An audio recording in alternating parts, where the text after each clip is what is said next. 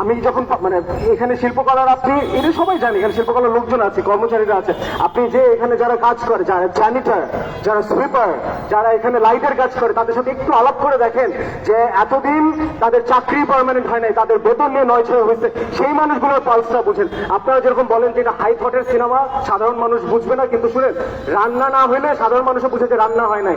Similarly এইসব চাপাবাজি করলে সাধারণ মানুষও বুঝে যে আপনি চাপাবাজি করতেছেন।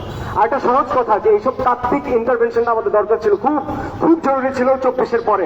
কিন্তু তখন আমি বলতে চাই, এটা আমার ব্যক্তিগত আলাপ একেবারে, কিন্তু আমি বলতে চাই আপনি জাস্ট দুইটা ধারা দেখবেন, আমি এটা বলতে ভুলে গেছিলাম। একটা হচ্ছে আপনাদের আদিবাসী শব্দ বলতে যত সমস্যা, কিন্তু আবার এদিকে ওই ফুডটাও আপনি খেতে চান যে আপনি ওই প্রোগ্রেসিভ লিডার। আরেকটা কথা হচ্ছে এই যে ক্রিটিক্যাল এনগেজমেন্টের জায়গায় কিছুদিন আগে আপনারা জানেন যে শিল্পকলার জেলা পর্যায়ে হলের ভাড়া কমানো হয়েছিল।